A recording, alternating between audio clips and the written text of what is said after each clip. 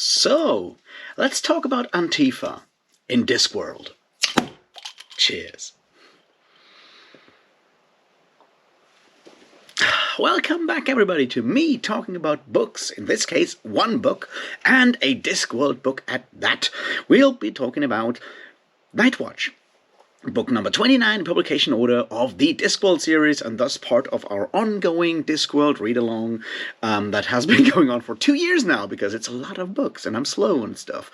Anyway, this will be the usual thing. We'll talk a bit about the synopsis, and then we'll talk about certain aspects of the book that I think are remarkable and make it important to read. And before we start all of that, I'll just say that this is probably my favorite Discworld novel, or at least one of my most favorite Discworld novels. And a quick trigger warning, we'll have to talk about violence and in particular about torture, so be aware of that. And now let's go and give y'all a quick synopsis of what to expect in Nightwatch in case you haven't read it yet. Well, as the title might imply, Nightwatch is in fact another City Watch book. That is, it follows directly to after The Fifth Elephant. Well, there's a bunch of books in between, but that's the previous City Watch book. And we are back in Ankh-Morpork, and it is a bit of an oddball here, because it basically is a framed narrative that takes place in one day, and then has a long sequence where Sam Vimes is facing his past and the past of the city, and the question of how he ended up where he ended up, and what made him the man that he is. And the reason for all of that is, of course, the birth of his son, which was announced in The Fifth Elephant when Sybil told Sam that she was pregnant. So that's basically what you need to know. During that pass, we go to a part of Ankh-Morpork history that we haven't heard anything about before Veterinary is the patrician, and things are pretty dark. And we're talking about some events that made the city's future brighter and turn it into the Ankh-Morpork that we know and love from the City Watch books. That's all I want to tell here, because, you know, no spoilers and stuff. As I said, it's one of my favorite. I think it's probably the darkest, most serious, or one of the most serious books in the series. And I highly recommend reading it just for these aspects, because it shows that Terry Pratchett is capable of writing darkness, of writing serious topics with no problem whatsoever, and keeping the humor in there at the side, but knowing when not to joke and knowing what to joke, which is, you know, a strength of Discworld in general, but here it's just very clear. So I highly recommend you go and read it, and once you're done with that, we can totally talk about all the spoilers. I'll just have a quick drink in the meantime, right? Alright, you're back? Perfect. I hope you loved it. So, let's talk about a few important things here. We'll start out with the structure. I think it's probably one of the structurally strongest Discworld novels out there. I'll make a few claims about that, and then we'll talk about connections to real-world history, we'll talk a bit about politics, and all the other fun things in this novel. So, the structure, I said it's one of the, for me, best well-structured Discworld novels. So let's look at that. It's basically a frame narrative. It shows Terry Pratchett's skill of basically writing like a movie. I'm not saying he writes movie scripts, but the way he frames scenes, you can almost feel, almost see that portrayed in a movie if you had like enough you know, budget and so forth. And I think it's very strong in this one, having the time travel action there, having the frame narrative around Sam Vimes becoming a father and having to face the questions of where he came from, where he comes from, where he wants to go, and so forth. That's a very good metaphor, using time travel to actually do that instead of just having someone, you know, having flashbacks in memory. That's a pretty clever way to do it, and it's a pretty cool way to do it, because, well, we're still talking science fiction fantasy here, and it's cool to have that kind of stuff in there, to make use of it, I guess. But there's more in there. The way it starts, the way it is set up, the way things happening in the beginning, during the frame narrative of Sam Vimes, you know, worrying about the birth of his son, and the things happening in the past is brilliantly done. It starts out with the way the whole lilac thing is built up and set up, with sometimes remembering it and slowly getting closer and closer to the actual song, the How Do They Rise Up, all the little angels song, the way it's, he first just smells the lilac, and then later he remembers the song which comes with the lilac, and then later we have like first snatches of the song in his memory. You can almost see how that would work in a, on film, when you have like the time slowing down and having the melody coming up in the background with just like a lot of reverb, so you can't actually hear the words. And it's exactly that what I mean when I say it's very cinematic in a lot of ways. On the other hand, we have other elements that come up. The ginger is one of them. You remember, it starts out with a conversation between Colon and Nobby about the need to clean up the world that prospective fathers may have. And Colon uses the word, they become full of ginger. And then it moves on towards the element when Vimes Keel in the past talks to Nobby Nobbs about city slang, and they talk about the idea of using ginger to liven up a horse that you want to sell by pushing ginger up its ass. And then, of course, that's exactly what Vimes Keel has to do to take down the burying and killing Big Mary by using it on oxen. And, so the way these elements of foreshadowing are used are brilliant in this one. Another one that I personally really appreciate is the scene when Vimes Keel meets Captain Swing for the first time, and Swing goes, well, after a while, I'm sure you and Henry the hamster here will get along like a house on fire. And Keel goes like, yeah, a house on fire, sir, yeah. And we, of course, know what happens to the watch house in Cable Street later on, which is it gets burned down. So, yeah, they get along like the house on fire. So, these bits just show how much Terry Pratchett has embraced foreshadowing, not only in, scenes, but also foreshadowing jokes, foreshadowing images, and using them to set the tone and pace of a story. And it's just excellently done in this particular novel. So that's the first thing I wanted to point to, the way he makes a metaphor, that being, having to, facing your past in a key moment of your life, which is, in this case, obviously the birth of his son, wondering, like, where did I go wrong? What did I do? How did I end up here? Facing these kind of things and making that metaphor literal by turning it into an actual time travel adventure. So that's just, well done, and shows what fantasy can do that a lot of other forms of literature maybe can't do. And yeah, maybe making metaphors literal is one of the strengths there. So let's talk about another aspect. History and reality. Now, I've said that we're entering the last era of Discworld after the things happening in The Last Hero. And one of these things that I think are important here is a more explicit way of Discworld being political. Now, Discworld has always been political. Pratchett has always been a political author. And after a first era of mostly doing parodies, the Middle Era was mostly concerned with socio-political aspects, and obviously parallels to our world were there. With this last era that we're entering now, these parallels to our world are made much more explicit. And there's a few aspects here that I think are important to point out. One, they're talking about the glorious 25th of May. Now, you may or may not be aware of an event in British history that is called the Glorious Revolution, which is when James II Stuart was kicked out of office as king and replaced, in this case, by William of Orange, if I don't... replaced by William of Orange, I think. My history is not that strong.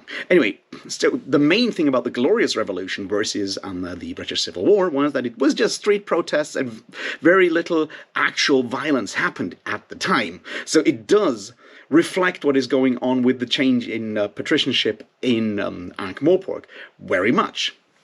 Another aspect is, of course, the Republic of Treacle-Mine Road, which may or may not be comparable to, say, the French, the Paris Commune, with its ideas of clearly communist ideas in the programs that Red Shoe is trying to create and so forth. So there are these parallels. Another one, and a I think a key one is definitely Cable Street. See, the Cable Street particulars, or the Ankh-Morpork unmentionables, are situated in Cable Street. And those of you who know their British history or their Antifa history will remember the Battle of Cable Street, which took place in October 1936, when the British fascists under Mosley decided to do a big march and were stopped by, well, anti-fascists in a very prejudiced way. And well, anti-fascism stopped fascism in Britain at the time. So having the very fascisty coming across kind of guys of the particulars living, having their headquarters in Cable Street, and having the fight against them and the burning down of the watch house, having all of that happen in Cable Street. Yeah, it shows us where we're here. These are very explicit parallels to our world, to real-world politics and real-world history that Pratchett is using here. And I think there's probably reasons why he went down that road with later Discworld novels, but I think it's important to understand that, because it means that anything Pratchett does say about Ankh-Morpork society and Discworld society in this context is more or less directly applicable to our world, and in a way that people oftentimes ignore when we're talking about fantasy. So I just brought out these three examples. There's a fun one in there when we're talking about the guy who wrote the book about concealment that young veterinary is reading. He's called Winstanley.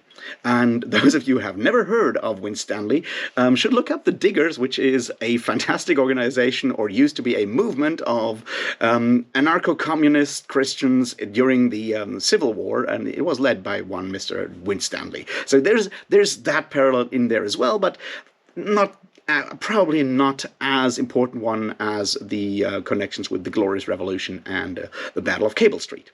So we talked about that. So let's talk about the politics in this book, because I think they are also important, because they show where Pratchett stands politically and where he doesn't stand. See, Pratchett's politics, when shown in Discworld, are usually liberal, somewhere between liberal and classic libertarian, in favor of small business, and very much pragmatic. You can tell that all the time. It's like, let people work in small business, and they'll be happy, and they'll do their thing, and they'll, everything will work. It's when big politics gets in the way, that's when things go downhill, which is something he explores in a not very fortunate way in something like Interesting Times, but it comes up again and again. And in fact, it's always mentioned that Lord Vetinari as patrician works so well because he does basically give everyone the possibility to just do their jobs and do their thing, and avoid monopolies and stuff of the sort that will possibly stop small business running. Now, I personally don't necessarily disagree with it, but that's just where we are with Pratchett. There is, however, something very different presented in old Ankh-Morpork in the past, and that, I think, is where the criticism comes in. See, the world that he describes there is that patricians in charge of the city, so to speak, are very much under the thumb of what you might call international capital, corporate capital. That's very much what we see here. We have the business friends of Madame Roberta Meserel hanging out there, who have business interests in all kinds of different parts of Discworld, and they are using, well, their ways to manipulate the population into a revolution to replace one government with a different government. Now, we've obviously seen people do that before. We're not talking Chile here, definitely not, never again. But you know what I mean. Point is that Pratchett's worldview that he describes in the past as clearly dark is that international capital will use politics to exploit populations, and will manipulate populations to change the government if it believes that would actually help international capital to profit. That's bad, because at the end of the day, the whole conversation about the machine, that's exactly what it is. It does. International capital thinks about profits. It does not think about how to, keep the machine, so to speak, keep the world running. Capital doesn't care about that. It cares about maximizing profits, and if humans die in the way, that's just too bad. And Pratchett does show this world, and the true need for change, and that can lead to rebellion and to revolution. He does show that very, very clearly in the way he builds up this world and the rebellion in Treacle Mine Road. Obviously, his idea is that, a more socialist, leftist approach to organizing the world will also fail, which is, well, it's his opinion, but the analysis of international capital, I think, is a very interesting aspect of this book. So let's look at one final political thing that I feel is important, and that is, of course, the violence. See, the Ankh-Morpork he describes is very much ruled by a strongman who's using a secret police, the Unmentionables, who are very much somewhere between the Gestapo and different aspects of the Soviet-Russian form of secret police there that do whatever they do. They torture and use fear tactics to exploit the population so the people in charge can take even more money out of the system. But what I find interesting in the analysis, what I found very strong in the analysis is, however, the reasons why people might want to join that secret police, might want to join that force of exploiters, of terrorizers, and so forth, which can be all kinds of reasons, like the idea of wanting to grandstand, which is what we get with the guy called Ferret, in a way. We have otherwise people that just, they're violent people and they need a job and they don't think about what is going on there. And those are people like Todsey and Muffer and possibly the torturer that gets killed down in the basement. And then there's obviously, Clark that just follow orders and do the whole bureaucracy and don't ever think about the human suffering that comes with it. And then, of course, you have the actual, people that do it because they believe in it, like Findy Swing, who seems to be convinced of what he does there. And to have that entire makeup of an organization, a fascist organization, displayed so clearly, I think is very strong. That being said, the scene down in the torture chamber is also just brilliantly written in what it shows, in what it does not show, in how it shows the utter atrocity of that system.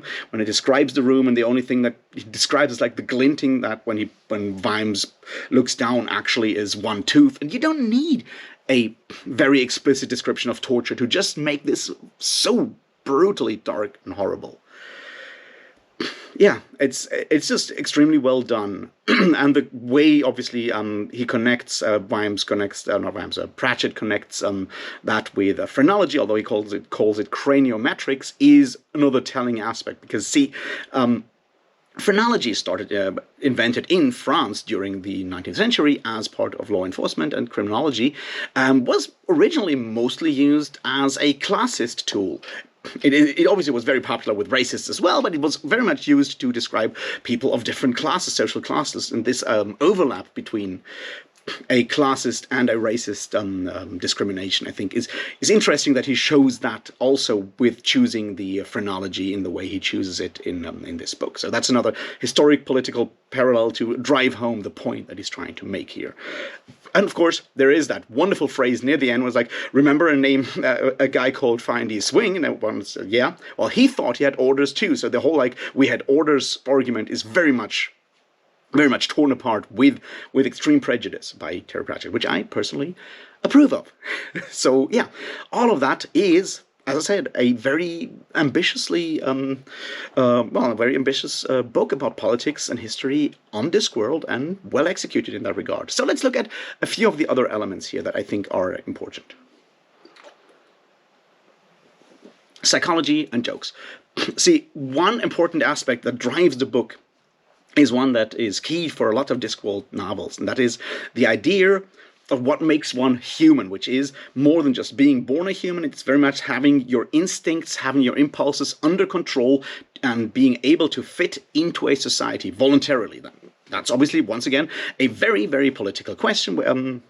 We have heard about, the joke about Leviathan that we see in Feeds of Clay, where Vetinari is basically writing a Leviathan, but, there's also the social contract of someone like Rousseau that may or may not be something that Pratchett is looking forward. But the idea of humans deciding to join a society and having to overcome parts of their inner nature, the beast, as Pratchett calls it, to be, able to function in society, is something that we see in here, which leads to, Wimes saying, I'd like to kill Carcer, and he deserves it, but it has to be done by the rules. It has to be done by the book, because even though it may not always satisfy us, rules keep the whole thing together. So there is that aspect of politics and society in here also strongly represented. And now let's talk about the past for a second.